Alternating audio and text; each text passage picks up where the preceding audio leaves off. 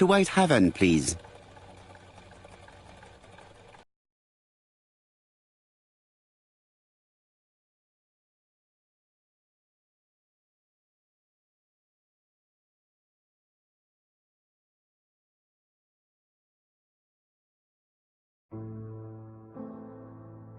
Cust's arrest is a great success for you, Poirot. It's all clear now, except maybe one or two details. Details. Ah, mon ami. The devil is in the detail, as we say. Excuse me? Patience, Hastings. Everything will be clear once our guests arrive. Best be prepared. Slip a revolver into your pocket before they do. A revolver? But Poirot, what are you afraid of? Trust me. It is important you carry a weapon for this meeting. I will lend you mine. What about telling me what you have in mind? Surtout pas. You wouldn't be able to play your role. Wait one moment, I will bring you my weapon.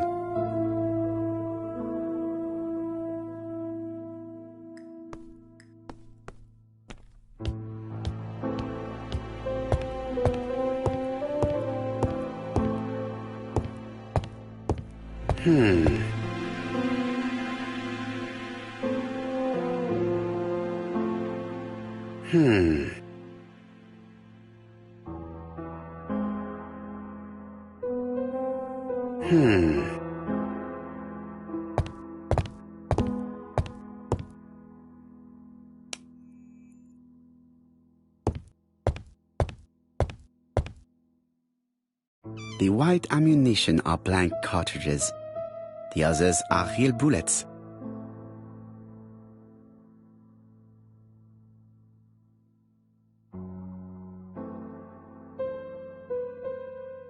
The revolver is loaded with real bullets. I still have time to choose blanks.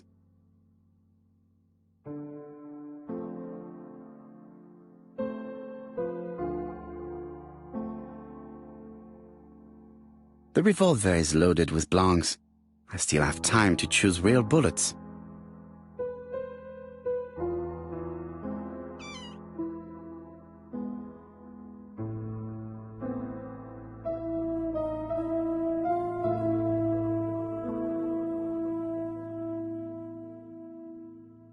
The white ammunition are blank cartridges.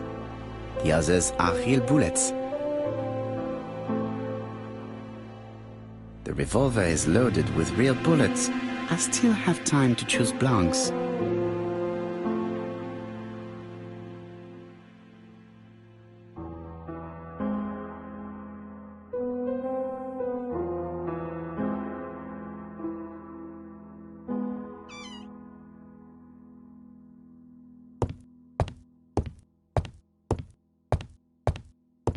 What about telling me what you have in mind? Surtout pas. You wouldn't be able to play your role. Wait one moment, I will bring you my weapon.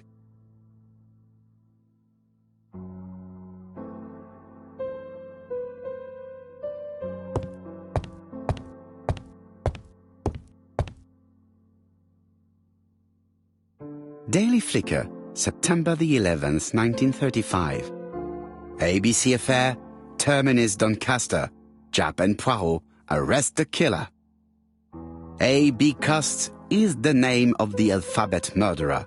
The police have arrested him in a hotel in Doncaster. He was preparing to kill his fourth victim, Mr. Dick Dudley Dunbar, the establishment manager.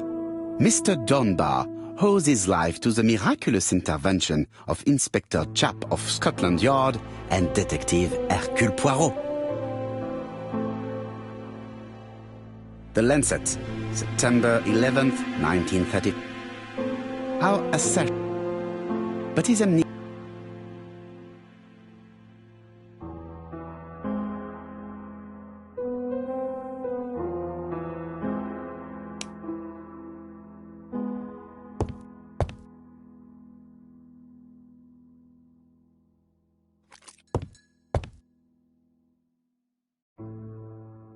Voila, I entrust you with my weapon. It has hardly been used, it is almost new.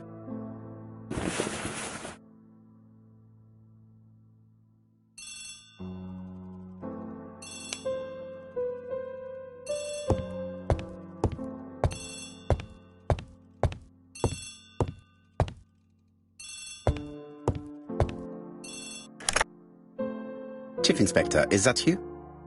Yes. Sorry, but we haven't found anything. Have you checked the typewriter? And the packaging, the letter, and the ribbon reel. We've only found prints left by Cust and his landlady. Well, never mind, I shall make do. So, are you still going to hold your meeting? Of course, Chief Inspector. I can hear my guest coming up the stairs. Why have you brought us here, Mr. Poirot? Since Cust's arrest, I thought it was all done and dusted. Miss Gray formally identified him, as well as Miss Barnard. Yes, and the stockings he sold are of the same brand as the ones found at my aunt's. This is all true. However, a case is not closed if some questions remain open. And one question is, why did the murderer send me his letters? Why did he challenge me, Hercule Poirot? Perhaps he wanted to play with you, to taunt you. Xenophobia? Maybe he didn't like you because you're foreign. I may be wrong, but maybe by provoking you he was looking for glory? All these theories should be studied.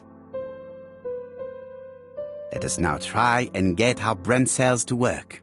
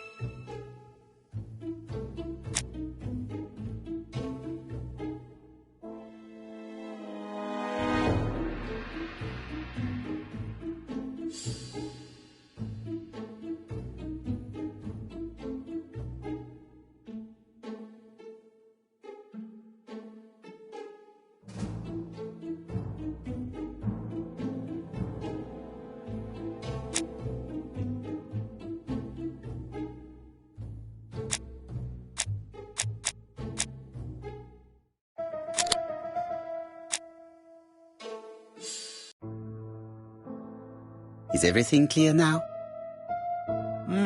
You might like to explain your reasoning again. Of course. First of all, remember that the murderer made it a rule to always post his letter before the murder. He never digressed from that rule. However, in Churston, he encountered a problem. The village has only 500 inhabitants. With advance warning, it would be easy to arrest him. Therefore, the murderer delayed his letters deliberately with the wrong address. The plan wouldn't have worked if he'd sent it to Scotland Yard or the papers because everybody knows their addresses. The mistake would have been corrected and the letter would have been on time. That is why the murderer chose me as the recipient. Because for his plan to succeed, it was necessary for at least one of the letters to have a wrong address and get lost. It was very cunning. Absolument. It is a very subtle plan. It matches the profile we have drawn up of him perfectly. That of an intelligent, daring and calculating murderer. But that's not how you describe Cust. You are quite right, mademoiselle. Like you, I find it hard to believe that this dull character is the clever murderer we are looking for. Do madmen... I mean, if he's mad, he might have two very different sides. No doubt. But the murderer is not mad. All the specialists agree that he does not have the profile of the psychopath. But if Cust is not guilty, how do you explain his presence at the scene of the crimes? Mr. Clark, the answer to your question is in the medical records of your brother's patients. Documents which Cust most certainly did not have access to. Let us now try and get our brain cells to work.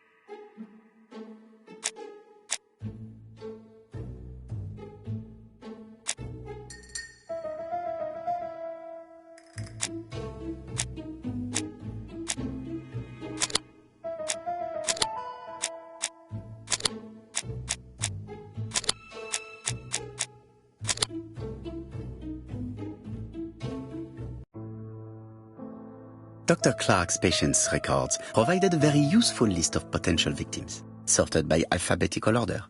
The killer definitely used it, explaining the fact that all the victims were former patients of the doctor. It is this fact that clears Cust once and for all, because he never had access to these records. So how did he happen to be at the scene of the crimes? Either the murderer sent him there, or Cust was following him closely. Cust's highly suggestible nature leads us to the second hypothesis. The murderer was manipulating him. He systematically sent Cust to the towns where he was going to strike, so that the suspicion would land on the poor man's shoulder. That's evil. What sort of killer could have such a plan? And what would he gain from 3 completely different murders? Indeed, it seems unlikely that the same murderer committed all the crimes. What should we take from that?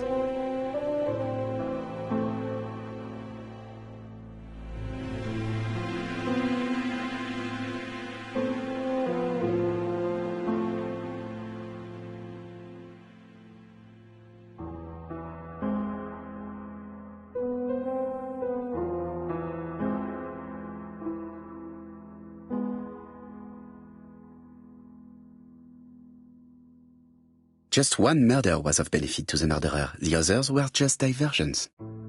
On reflection, there is only one conclusion. The murderer killed once out of interest, and twice to divert our attention. This reasoning points at 2 potential culprits. Franklin Clark. Donald Fraser? Yes, mademoiselle, that's good thinking. Mr. Fraser may have killed Betty out of jealousy. Mr. Clark may have killed his brother in order to inherit his large fortune. Both have a motive. But Donald did not have access to Dr. Clark's records. Please allow me to disagree with you, mademoiselle.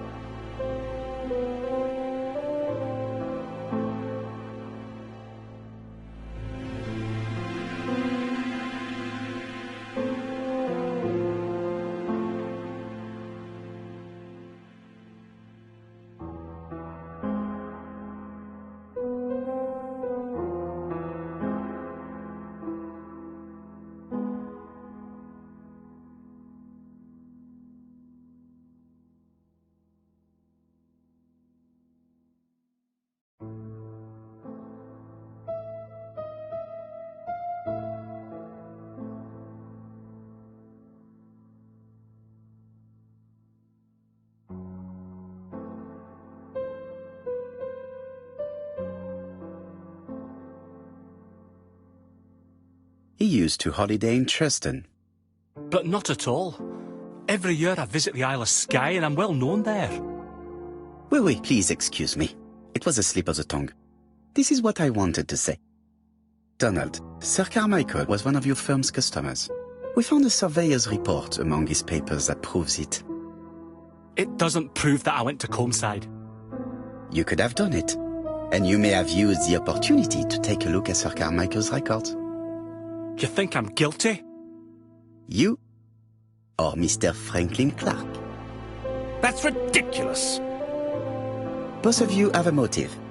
The question is, which of you has the profile that most resembles the murderer? Let us now try and get our brain cells to work.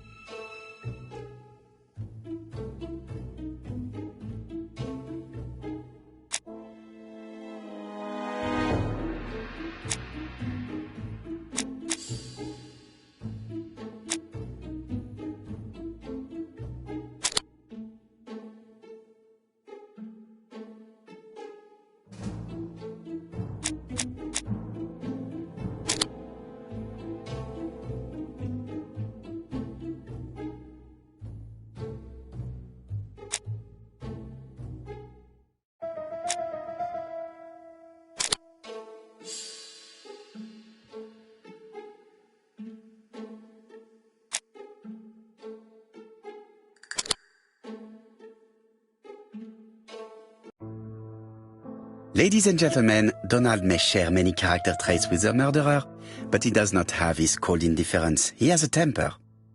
It is hard to imagine him planning anything. Also, jealousy is his motive, and crimes of passion are rarely planned. Right, I suppose it's my turn to be subjected to the same scrutiny. Absolument, Mr. Clark. Let us now try and get our brain cells to work.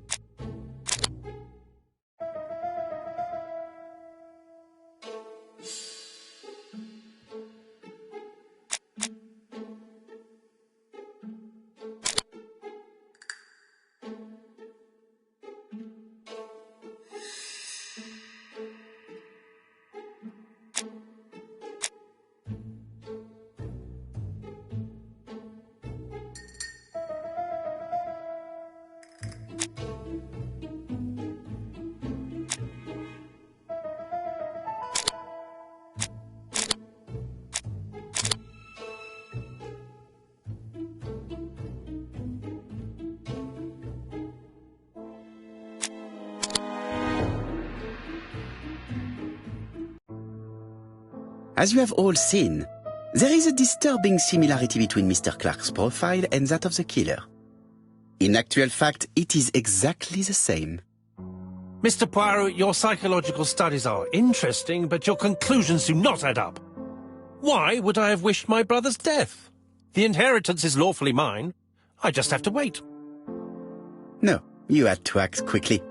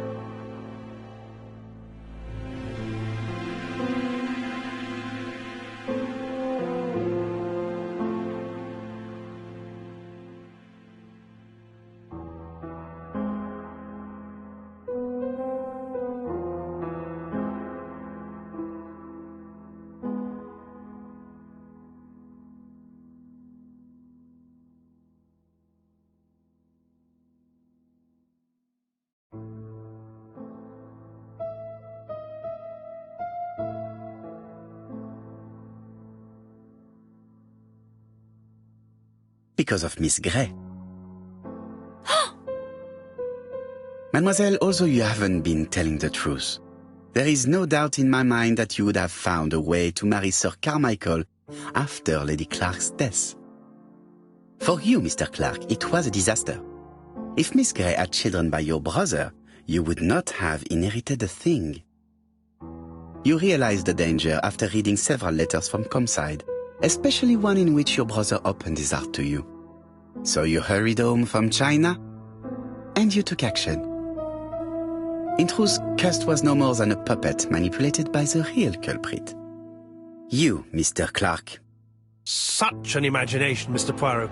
In fact, nobody manipulated Cust. The famous instructions he received by post. He wrote them on the typewriter. We know that for sure. Oh no, you know perfectly well. That is not true. Eh bien voilà, light has now been shed on the ABC murders. Your theories are ingenious, but you haven't any proof. 1 point to him.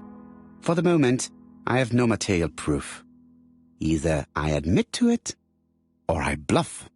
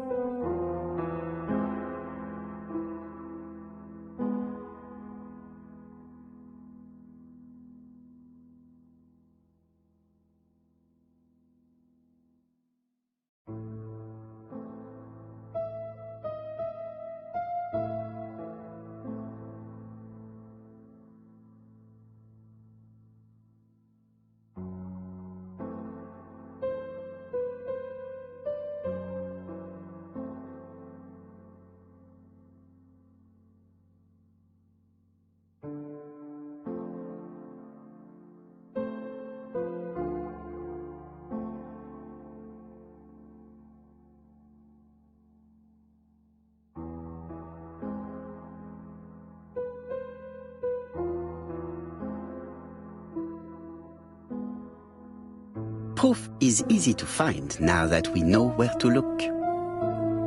You have nothing on me. You're bluffing, Mr. Poirot. Come on, Thora, there's nothing for us to do here.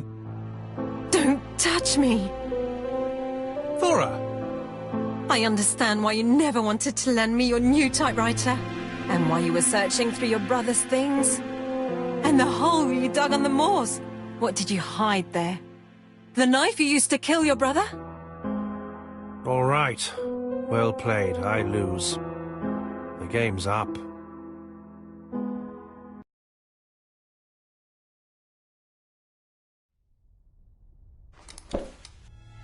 Don't come near me! I'll never let you take me, Mr. Poirot.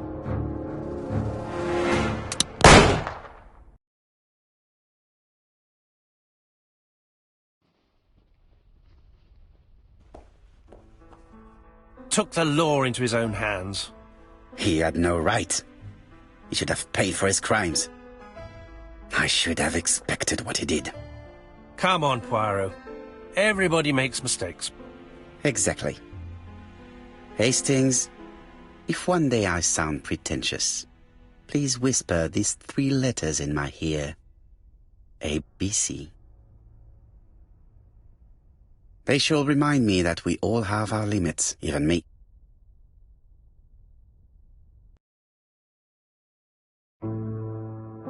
Disappointed at having missed the chance to become Lady Clark, Thora Grey left England.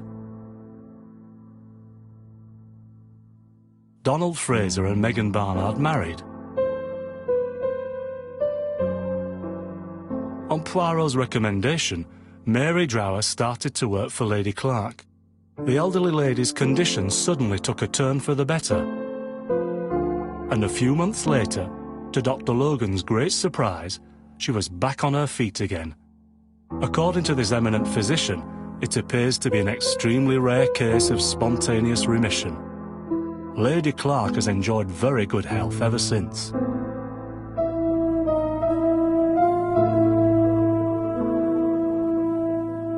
Journal of an Innocent, The Incredible Story of ABC. As for A.B. Cust, after being advised by Poirot, he made a great deal of money by selling his story to the press. And as for me, and with business booming, the Black Swan has become the #1 tourist attraction in the whole of Yorkshire, even more popular than York Minster.